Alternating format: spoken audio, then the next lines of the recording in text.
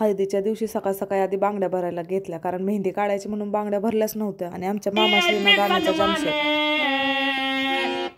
बाबा साहिबान दिलं रे बाबा साहिबान, अरे बाबा साहिबान माझ्या बाबा साहिबान, अरे भीमामुळे बदलली रे जिंदगानी खास, ही भीमामुळे बदलली रे जिंदगानी खास, अरे इस्त्रीचे कपडे त्याला तराचा वास, इस्त्रीचे कपडे त्याला तराचा वास, भारीतला सुट्टा भारीतला मुठा अंगावर सोनं नाणे.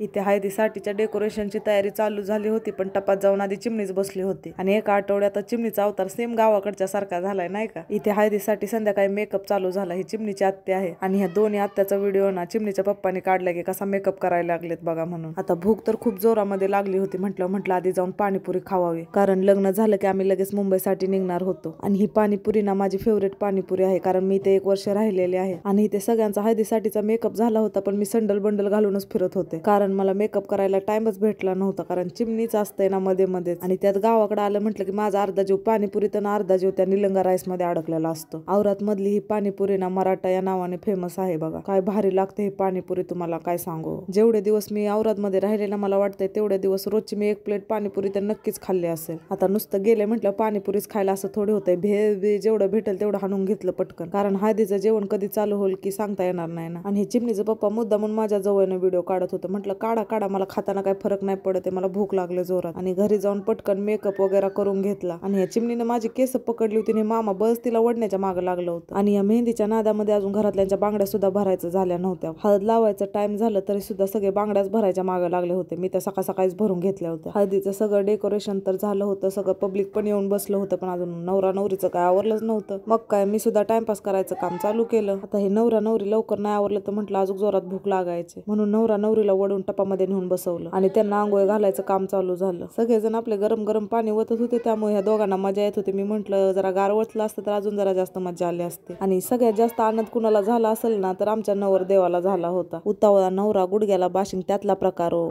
सगळी बारीने नवरा नवरीला आंघोळ घालत होते. खरं तर त्यांचा हेतू फोटो काढण्याचा होता बरं का, कारण एवढा भारी फोटोग्राफर जो मागवला होता मामाने. आणि एकाही बाईच्या डोक्यावर पदर नाही असं तुम्हाला आढळणार नाही, कारण आमच्या मामाची सक्त वॉर्निंग होती, डोक्यावर पदर घेऊनच पाणी घालायचं. आणि ह्या बायकांचं आंघोळीचं काम तर काय उरकतच नव्हतं. उगं इकडं पाणी घाल तिकडं पाणी घाल, उगं फोटो काढायचं काम चालू होतं. म्हटलं माझा नंबर लागतोय की नाही काय माहिती. खरं तर मला सगळ्यात जास्त टेन्शन या गोष्टीचं होतं की मी गरमीमध्ये केलेला थोडाफार मेकअप जो आहे तो धुवून जायचा आणि मग माझा फोटो तर चांगलाच यायचा नाही. आणि त्यात मला घाई सुद्धा व्हिडिओ काढायची ना, कारण ते सगळे व्हिडिओज मला तुमच्यासोबत शेअर करायचे असतात. म्हटलं त्यात मध्ये माझं चालू होतं. तसं मी नवरा नवरीचे आंघोळ बघून बोर झाले होते. खरं तर मला हळद बघायची होती कशी खेळते. ते आमचे दादासाहेब बंदूक उडवायचं काम करत होते. म्हटलं नीट पकडा नाही तर ते मांडव तर जायचेला नाही तर नवरा नवरीची केस. मला तर लय भीव वाटतं बाबा ते फुटायचं बिटायचं. ते बंद व्हायचीच वाट बघत होते मी. म्हटलं ते बंद झाले की मग मी जाते पाणी घालाय. आणि फायनली माझा नंबर आला बरं का. मग मी पण स्टाईल मारत फोटो काढून घेतले. नशीब माझा नंबर येईपर्यंत मेकअप नव्हता गेला, नाही तर फोटोच काय चांगले नसते आले. तसा ह्या पिवळ्या साडीतला लुक कसा वाटतोय माझा नक्की कमेंट करून सांगा बरं का. तसा एवढा दिसत नाही पण सांगा तरी पण,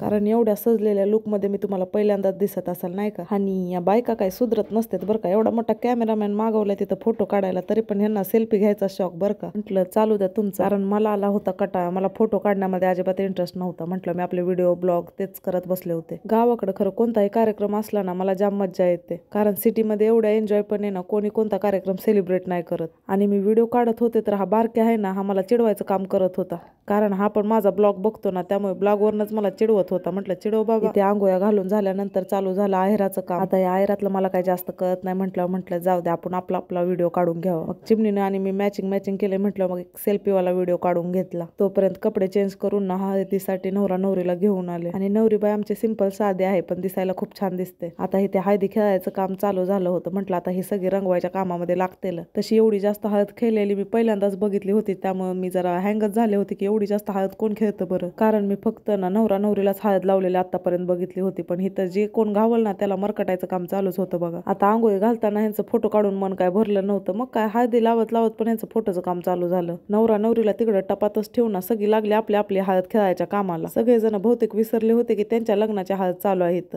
सगळ्यांनी हळदी खेळून नुसती पिवळी जरा तोंड करून घेतली होती. तसं माझं पण तोंड पिवळ झालं होतं. ते मी तुम्हाला ना व्हिडिओच्या शेवटी दाखवते, कारण जर मी तुम्हाला आता दाखवलं तर तुम्ही अर्ध्यातच व्हिडिओ सोडून पळून जायचा घाबरून. आता फक्त हळद खेळून नुसतं यांचं मन कुठं भरतंय. लागले उगं नाचायला आणि इथं माझ्या पोटामध्ये वापस कावळ वरडायला लागले होते. माझं लक्ष होतं की ह्यांचं सगळ्यांचं कधी उरकते, मी कधी जेवाय जात्या बरं. आणि इथं आमच्या नवऱ्याचा डान्स बघा. नवरा तर काय खुश आहे की काय माहिती, की त्याचं वाटो व्हायला आणि त्याला का म्हणे एवढी मजा यायला लागली की काय माहिती, त्याला अजून माहित नाही, नंतर कळेल. आणि हळद खेळून झाल्यानंतरचा हा माझा लुक बघा. चिमणी सुद्धा घाबरली होती मला की ही कोण आहे की काय की.